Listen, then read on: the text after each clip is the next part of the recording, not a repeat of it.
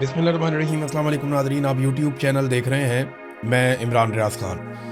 Nadreen, सबसे पहले आज क्योंकि मंगल का दिन है, इमरान खान साहब की बहनें इमरान खान साहब को मिलने के लिए जेल जाएंगी, अडयाला जेल के बाहर पहुंचेंगी और आज के दिन में उन्होंने अपनी पार्टी से और इमरान खान साहब के नाम पर वोट लेने वालों से या इमरान खान साहब के वोटर्स और सपोर्टर से एक अपील कर रखी है। ये अपीलें उन्होंने माजी में भी की हैं, लेकिन इस मरतबा उन्होंने स्पेसिफिकली बताया कि किस किस को हम बुला रहे हैं। उन्होंने कहा जी, हमारी फैमिली ने तमाम पार्टी अहदेदारान, सीनियर क़यादत, MNAs, MPAs और सेनेटर से अपील की है कि वो इस मंगल को अडयाला जेल पहुँचें ताकि हुकूमत पर दबाव डाला जा सके। इमरान खान साहब के वकला और अहले खाना को फौरी तौर पर मुलाकात की इजाज़त दी जाए। इमरान खान साहब के इलाज के हवाले से उन्होंने कहा, ज़ाती मुआलजीन और फैमिली की मौजूदगी में इलाज के हवाले से उन्होंने कहा। फिर उन्होंने कहा कि जस्टिस डोगर जो हैं, chief justice Islamabad high court, इस बात को यकीनी बनाएं कि इमरान खान और बुशरा बीबी की ज़मानत की दरखास्तों को फौरी समाअत के लिए मुकर्रर किया जाए ताकि उन्हें इस गैर कानूनी कैद से बिला ताख़ीर रिहा किया जाए। अब मामला तो ये है, जो अदालत ने करना था वो तो इमरान खान के साथ कर दिया, अब तो वो उनकी मरकज़ी अपीलें सुनने के लिए जा रहे हैं। ऐसा लगता है कि ये निज़ाम इमरान खान को लंबे अरसे तक दोबारा कैद रखने के दर पे है और जो भी मिलिट्री एस्टेब्लिशमेंट लिख कर देगी, एक्चुअली फ़ैसला तो वही होना। ये अदालतें तो अब ऐसा लगता है रबर स्टैंप हैं, जो इन्हें कहा जाएगा वैसा ही ये फैसला कर देंगे। और इसकी गवाही तो अब अफसार आलम ने भी दे दी है, बाहर से कोई बंदा क्या बात करेगा। ये इमरान खान की बहनों ने अपील की है, क्या पाकिस्तान तहरीक इंसाफ आज आएगी? ये बहुत अहम है। खैबर पख्तूनख्वा से पाकिस्तान तहरीक इंसाफ की गवर्नमेंट है, वहाँ से बहुत बड़ी तादाद में लोग आ सकते हैं अगर वो आना चाहें तो। सेनेटर्स इमरान खान साहब के हैं, MNAs हैं, MPAs हैं। ये सिर्फ अरकान असम्बली को 300-350 बनते हैं और अगर इन सबके साथ 10-10, 12-12 लोग भी हैं तो ये 4-5 हज़ार आदमी हो जाता है। अगर ये वाकई में वहाँ पे आकर एक एक गाड़ी में खुद आ जाएं और एक एक गाड़ी अपने साथ लें, एक एक कार को, तो ये 5,000 आदमी अडयाला के बाहर इकट्ठा करना कोई मसला ही नहीं है। ये तो अरकान असम्बली कर सकते हैं, लेकिन नॉर्मली वो ऐसा करते नहीं हैं। खैबर पख्तूनख्वा में जो एहतजाज का ऐलान किया था अहमद खान न्याजी ने, मैंने आपसे कहा था कि ये कैंसिल कर दिया जाएगा और उसके बारे में असली इत्तलात आ रही हैं। इमरान खान की बहनों ने भी कहा कि खैबर पख्तूनख्वा में एहतजाज करने का क्या फ़ायदा, और वैसे भी कोई फ़ायदा नहीं है कि आप पेशावर में लॉन्ग मार्च करें, आप स्वाबी में लॉन्ग मार्च करें। भी लॉन्ग मार्च करना है तो फिर आपको इस्लामाबाद की तरफ करना पड़ेगा, या आपको पंजाब में करना पड़ेगा, आपको सिंध में करना पड़ेगा, आपको बलूचिस्तान में करना पड़ेगा, जहाँ पर आपकी हुकूमत नहीं है। खैबर पख्तूनख्वा में जहाँ पाकिस्तान तहरीक इंसाफ की हुकूमत है, वहाँ पे लॉन्ग मार्च करें या एहतजाज करें तो वो तो फिर तहरीक इंसाफ की हुकूमत के खिलाफ ही एहतजाज है, किसी और के खिलाफ तो एहतजाज नहीं है और उसका कोई फ़ायदा भी नहीं है। साबिक वज़ीर आला गिलगित बल्तिस्तान जो है खालिद खुर्शीद, उन्होंने एक आइडिया दिया। उन्होंने कहा जी, हमें हार नहीं माननी चाहिए, हमें बार बार लॉन्ग मार्च करना चाहिए। अगर नाकाम हो जाए तो दोबारा तैयारी करके फिर लॉन्ग मार्च करना चाहिए, अगर फिर नाकाम हो जाए तो फिर तैयारी करके फिर 3 माह के बाद लॉन्ग मार्च करना चाहिए और ये सिलसिला जारी रखना चाहिए जब तक कि इमरान खान साहब को रिहाई नहीं मिल जाती। तो वो चिपके रहे सिस्टम को, जैसे इमरान खान साहब की बहनें चिपक गई हैं सिस्टम को और वो पीछे हटने के लिए तैयार नहीं है। बहरहाल आज बड़ा इम्तिहान है इमरान खान साहब की पार्टी का, इमरान खान साहब के साथियों का और इमरान खान साहब के नाम पर वोट लेने वाले सेनेटर्स, कौमी असम्बली के, सूबाई असम्बली के अरकान का, सूबाई वज़रा का, वज़ीर आला का, इन सब का, और इमरान खान साहब की पार्टी के जो ओहदेदार हैं जिन्हें बहुत सारे ओहदे मिले हुए हैं, इनकी तादाद भी हज़ारों में है। तो इन सब का भी आज इम्तिहान है। इमरान खान की फैमिली ने सिर्फ इमरान खान के लिए बुलाया, अपने लिए नहीं बुलाया। याद रखिएगा, इमरान खान की बहनों ने ये नहीं कहा कि हमारी ज़ात के लिए आओ, उन्होंने ये भी नहीं कहा कि तुम हमारे मुकदमात के लिए आओ। उन्होंने कहा जी, अपने लीडर के लिए आओ जिसके साथ आप खड़े हैं, तो आओ आके अपने लीडर को छुड़वाने के लिए कोशिश करो। अब देखते हैं वो आ रहे नहीं आ रहे। शहबाज शरीफ साहब ने आज एक बहुत बड़ा मजाक कर दिया नाज़रीन पाकिस्तानियों के साथ। ये इतना बड़ा मजाक है और इतना बड़ा लतीफ़ा है कि आज की तारीख में मेरे ख्याल में इस साल का सबसे बड़ा लतीफ़ा है। शहबाज शरीफ ने काबीना के अरकान से उनकी 2 साला कारकर्दगी पर रिपोर्ट मांग ली। यानी जो वज़ीर हैं शहबाज शरीफ की कैबिनेट में, वो शहबाज शरीफ को ब्रीफिंग दें और बताएं जनाब के 2 साल में आपने क्या काम किया और क्या काम नहीं किया, यानी आपकी कारकर्दगी कैसी रही। वजह यह है कि अब कुछ नई वजारतें भी इन्होंने कायम करनी है, वज़ीरों को नयों को लेकर आना है बीच में। लेकिन मेरा सवाल यह है कि तो बड़ी सख्त ज़्यादती है बेचारे वज़रा के साथ। सिविलियंस के कंट्रोल में तो पाकिस्तान की कोई चीज़ है ही नहीं, तमाम चीज़ें तो पाकिस्तान की मिलिट्री एस्टेब्लिशमेंट कंट्रोल कर रही है और ये बात वज़ीर आज़म और उनकी काबीना बार बार कहते हैं कि फ़ौज चीज़ें कंट्रोल कर रही है, हम तो साथ बिला वजह हैं। और ये हुकूमत बार बार कहती है, वज़ीर दिफा भी कहता है, نہ ان کے پاس سویلینز کے پاس اختیار ہے اور نہ ہی ان کے پاس مینڈیٹ ہے.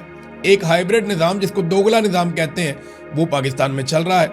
آپ وزیر دفاع سے کیا پوچھیں گے؟ اس کی حیثیت ہی کوئی نہیں ہے. وہ ایک فیصلہ بھی نہیں کر سکتا.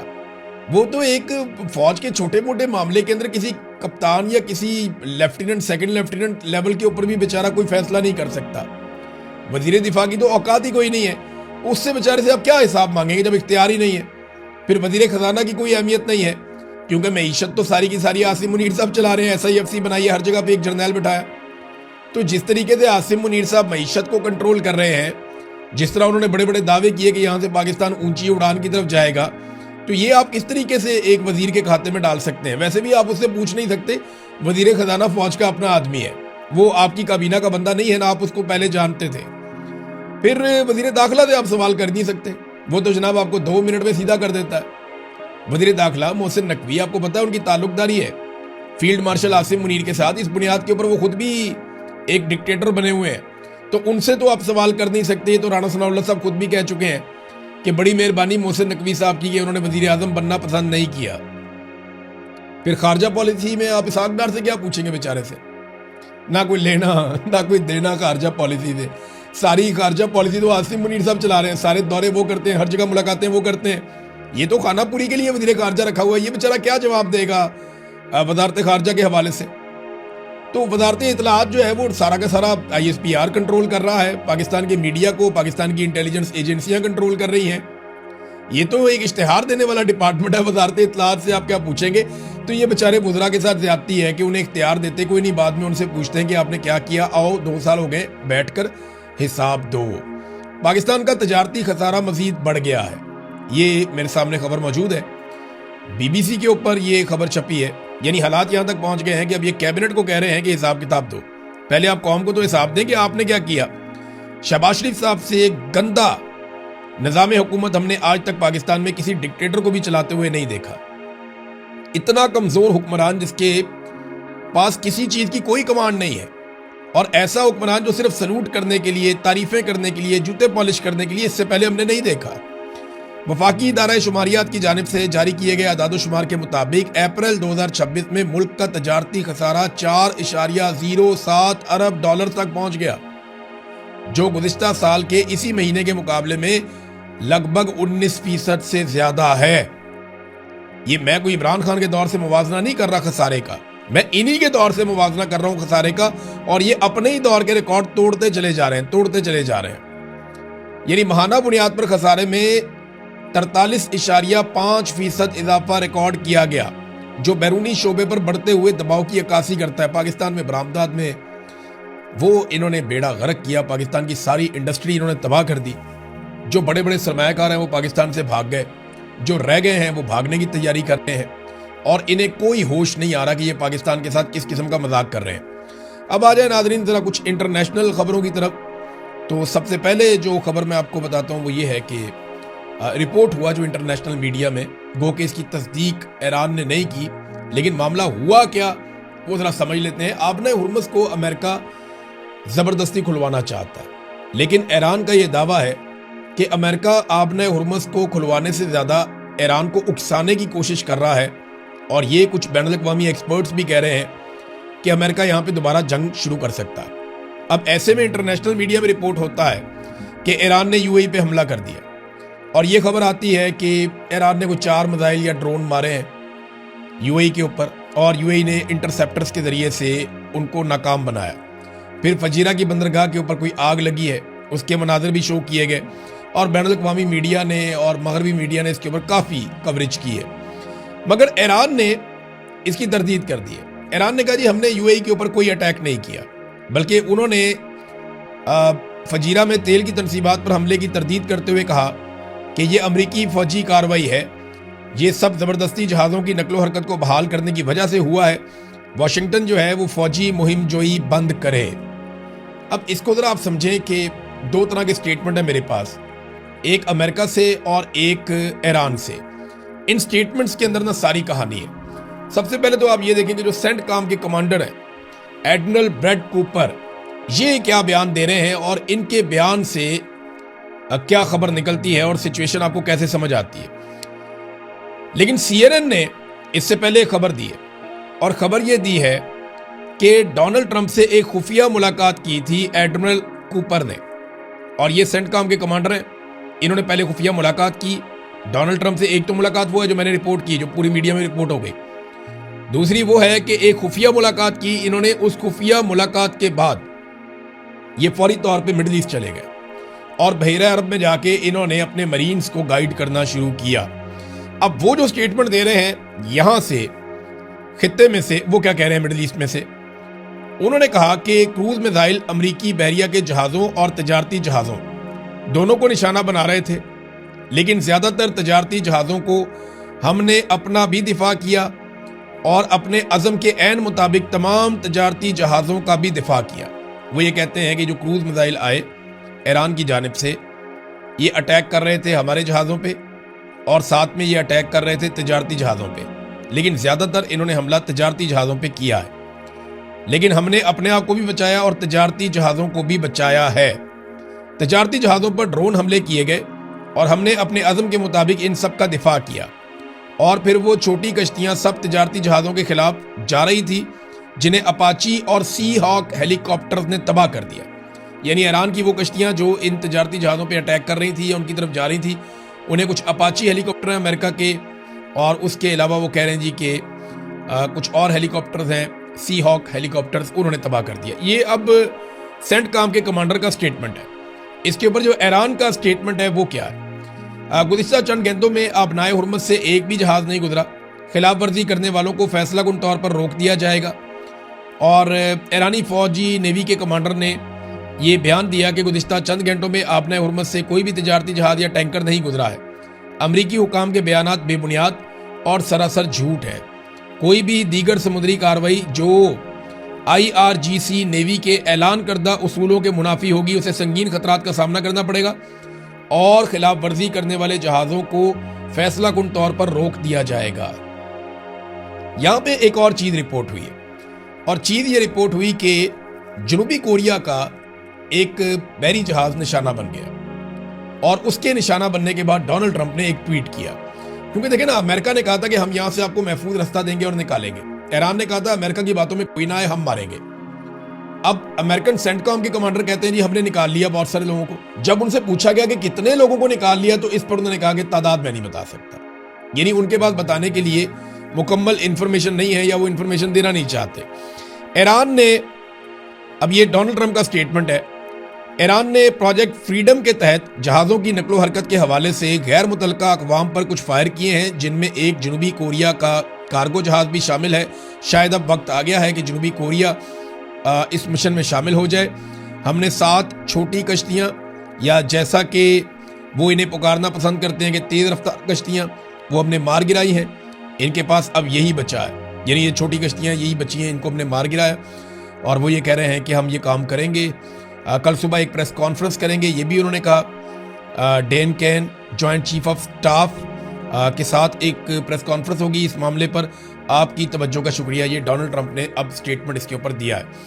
اچھا، UAE نے بھی ایک، وزارت دفاع نے سٹیٹمنٹ جاری کیا، انہوں نے کہا جی ہمیں ایران کی جانب سے 12 بیلسٹک میزائل، 3 کروز میزائل اور 4 ڈرون مارے گئے، اور ہم نے انہیں مار گرایا، یعنی یہ سارے ہتھیار ہم نے تباہ کر دیے، یہ UAE نے دعویٰ کیا۔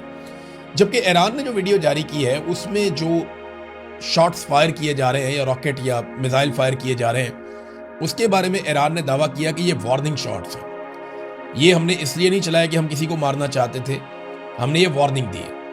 اور یہاں پہ یہ بھی کہا جا رہا ہے ایران کی جانب سے کہ ایک فالس فلیگ آپریشن ہو رہا ہے، جو تجارتی جہاز یہاں سے گزرنا چاہتے ہیں انہیں ایران کی جگہ پہ دوسرے ممالک بھی، یا امریکہ یا اسرائیل کے اوپر وہ الزام لگاتے ہیں کہ وہ بھی تباہ کر رہے ہیں، اور وہ ایران کے خلاف ایک لڑائی کا جواز گھڑ رہے ہیں کہ کچھ بھی کر کے موقع ملے اور ایران کے خلاف ایک بڑی لڑائی شروع ہو سکے۔ پروجیکٹ فریڈم کو عباس عراقچی جو کہ وزیر خارجہ ہیں ایران کے، انہوں نے پروجیکٹ ڈیڈ لاک قرار دیا۔ انہوں نے کہا پاکستان کوشش کر رہا ہے، مذاکرات میں پیش رفت ہو رہی ہے، صبر کا مظاہرہ کرنا چاہیے، امریکہ اور UAE کو بدخواہوں سے محتاط رہنا چاہیے۔ یعنی یہاں پہ خطے کے اندر صورتحال خراب کروائی جا رہی ہے، آپ محتاط رہیں۔ آبنائے ہرمز کے واقعات کا کوئی فوجی حل نہیں ہے، ان معاملات کا حل صرف سیاسی ہے، تو سیاسی حل نکالنا چاہیے۔ اب ناظرین، میں بلومبرگ کی ایک رپورٹ دیکھ رہا تھا، اس رپورٹ میں چائنا کے حوالے سے بہت بڑے خطرے کا اظہار کیا گیا. یاد رہے کہ ابھی ڈونلڈ ٹرمپ نے ایک ہفتے کے بعد چائنا جانا ہے اور چین کا ان کا دورہ جو ہے اس کے لیے چائنا میں بھی تیاریاں ہو رہی ہیں, امریکہ میں بھی تیاریاں ہو رہی ہیں, اور امریکہ یہ چاہے گا کہ چائنا کے دورے سے پہلے بہت ساری چیزیں سیٹل ہو جائیں. بلومبرگ کی رپورٹ کے مطابق چین کا رویہ ماضی کی نسبت بہت تبدیل ہو چکا ہے اور امریکہ کے لیے ایک بہت بڑا نیا چیلنج بن گیا ہے. پہلے چین غیر سرکاری طور پہ یا ثالثوں کے ذریعے سے امریکہ کو ریکویسٹ کرتا تھا کہ آپ نے فلاں پہ پابندیاں لگوائی ہوئی ہیں, ہمیں کام کرنے دیں, کاروبار کرنے دیں, ہمیں ان کے ساتھ چلنے دیں, تو وہ ریکویسٹ کر کے طریقے سے آتا تھا چائنا. لیکن اب وہ امریکن پابندیوں کی کھل کر مخالفت کر رہا ہے, یعنی وہ روس کے ساتھ اور ایران کے ساتھ معاملات میں امریکی پابندیوں کو چیلنج کر رہا ہے. وہ یک طرفہ امریکی پابندیوں کو اب تسلیم نہیں کرتا, اور جو کچھ چین کر رہا ہے اس سے امریکہ کی ڈالر کی بالادستی ختم کرنے کی طرف وہ بڑھ رہا ہے. چائنیز بینکوں کے اوپر پابندی لگانا امریکہ کے لیے بہت مشکل ہے, اور اس کی ایک وجہ انہوں نے یہ بتائی کہ پوری دنیا, خاص طور پہ جو عالمی سپلائی چین ہے, وہ بہت بری طرح متاثر ہو جائے گی اگر اس وقت امریکہ نے چائنیز بینکوں کے اوپر پابندی لگائی. تو یہاں سے امریکہ اگر پیچھے ہٹ جاتا ہے اگر اس پوزیشن سے, تو پھر امریکہ کا جو پابندیوں والا ہتھیار ہے وہ ہمیشہ کے لیے کمزور ہو جائے گا. بہرحال ناظرین, ڈونلڈ ٹرمپ صاحب کے لیے ٹائم کوئی اچھا نہیں چل رہا اور وہ انتظار کر رہے ہیں کہ کچھ ایسا ہو جائے جس سے ان کو فیس سیونگ مل جائے. ڈونلڈ ٹرمپ کا لمبا رہنے کا منصوبہ ہے, یہ میں آپ کو کیوں کہہ رہا ہوں. دیکھیں نا, امریکن صدر آتا ہے, ان کی کانسٹیٹیوشن کے اندر ہے کہ 4 سال کے بعد الیکشن ہو جائے گا, اور امریکہ میں جو الیکشن ہوتا ہے وہ ایسا نہیں ہوتا کہ نگران حکومت آئے گی وہ الیکشن کروائے گی. نہیں, وہ نومبر میں الیکشن کرواتے ہیں, جو حکومت موجود ہوتی ہے اسی کی نگرانی میں الیکشن ہوتا ہے, اور اس کے بعد وہی حکومت کنٹینیو کرتی ہے چند مہینے تک. پھر دوسری حکومت جو ہے وہ جنوری میں جا کے مڈ کے بعد وہ اپنا چارج سنبھال لیتی ہے, نیا صدر آ جاتا ہے حلف اٹھا کے. یہ ہے امریکہ میں سیدھا طریقہ کار. اب 2 مرتبہ وہاں پہ ایک آدمی صدر بن سکتا ہے, تیسری مرتبہ ان کے آئین میں اجازت نہیں ہے. تو ڈونلڈ ٹرمپ کا پروگرام مجھے لمبا لگتا ہے, کیونکہ ڈونلڈ ٹرمپ کے یار دوست بھی ایسے ہیں, ان کا بھی پروگرام لمبا ہے, تو ٹرمپ کا بھی پروگرام لمبا ہے. تو ٹرمپ نے ایک جملہ بولا بات چیت کرتے ہوئے میڈیا سے, اس میں ڈونلڈ ٹرمپ نے کہا کہ جب میں 8-9 سال بعد اس دفتر سے نکلوں گا, یعنی ڈونلڈ ٹرمپ کا بھی جانے کا کوئی ارادہ نہیں ہے, وہ یہ ٹرم پوری کر کے اگلی ٹرم پوری کر کے پھر ایک دفعہ بننے کے چکر میں ہے. لیکن دیکھیں, اگر ڈونلڈ ٹرمپ آئین کے اندر کوئی ترمیم کرتے ہیں تو اس کے لیے انہیں بہت بڑی اکثریت چاہیے, اور اس وقت تو ان کے اوپر خطرہ لٹک رہا ہے کہ وہ مڈ ٹرم الیکشن ہار جائیں گے.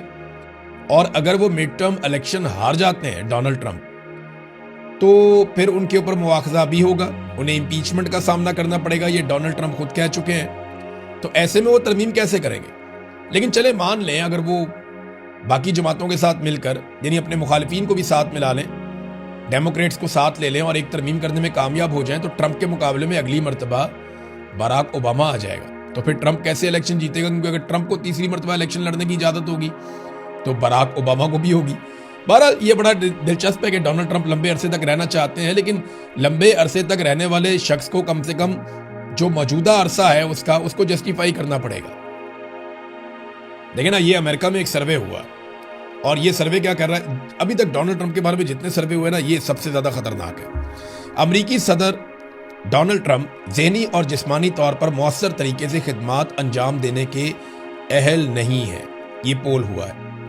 زیادہ تر امریکیوں کا خیال ہے کہ امریکی صدر ڈونلڈ ٹرمپ ذہنی اور جسمانی طور پر مؤثر طریقے سے بطور کمانڈر ان چیف خدمات دینے کے اہل نہیں ہے. واشنگٹن پوسٹ اور T V channel ABC news اور ایپسوس پول میں 59% یعنی لگ بھگ 60% امریکیوں کی رائے ہے کہ صدر ٹرمپ کی ذہنی صلاحیت ایسی نہیں جو ملک کی قیادت کے لیے درکار ہے, اور نوجوانوں کی بہت بڑی تعداد ہے جس نے یہ بات کی ہے. تو ڈونلڈ ٹرمپ تو اگلے ٹنیور کا سوچ رہے ہیں, یہ والے ٹنیور کا سوچیں کہ وہ اس کو کیسے پورا کریں گے, کیونکہ اگر مڈ ٹرم الیکشن میں ڈونلڈ ٹرمپ ہار گئے, دیکھیں اس کے پیچھے 3 بڑی چیزیں آئیں گی. نمبر 1 پرائس ہائیک, کہ وہاں قیمتیں بہت بڑھ رہی ہیں, اکانومی کنٹرول نہیں ہو رہی, ہیلتھ کا نظام بہت بری طرح متاثر ہوا ہے امریکہ میں, یہ ایک بڑا ایشو ہے جس کو ڈونلڈ ٹرمپ ایڈریس نہیں کر پائے. نمبر 2 ایپسٹین فائل, جنہوں نے ڈونلڈ ٹرمپ کو ہلا کر رکھ دیا, اور یہ فائلز آنے والے دنوں میں یا مڈ ٹرم الیکشن سے پہلے ڈونلڈ ٹرمپ کے مخالفین 2 ماہ تک ان کو شدید طریقے سے اٹھائیں گے, اور اگلے الیکشن میں بھی اٹھایا جائے گا. ڈونلڈ ٹرمپ تو اگلے الیکشن میں ہوگا نہیں, تو یہ مڈ ٹرم الیکشن میں اس کا پورا فائدہ ضرور اٹھائیں گے. تو ایپسٹین فائل کا معاملہ بھی آئے گا. یہ دو چیزیں ہو گئیں. اور تیسری چیز جو ایران کے اوپر ایک چڑھائی کی ڈونلڈ ٹرمپ نے، اس نے امریکہ کے لیے جو شرمندگی پیدا کی اور عالمی سطح پہ امریکہ کو جو تنہائی کا پہلی مرتبہ سامنا کرنا پڑا، ان چیزوں کو اگر آپ اکٹھا کر کے دیکھیں تو ڈونلڈ ٹرمپ کے لیے آنے والا پولیٹیکل وقت کوئی اچھا نہیں ہے، وہ ڈرانے خواب کی طرح ہے. لیٹس سی کیا ہوتا ہے. پاکستان میں بہرحال آج بڑا امتحان ہے. دیکھتے ہیں پاکستان تحریک انصاف کے لوگ عمران خان کے لیے آتے ہیں یا نہیں آتے. ان کی بہنوں کی کال پہ اب تک کے لیے اتنے. اپنا خیال رکھیے گا، اپنے اس چینل کا بھی. اللہ حافظ.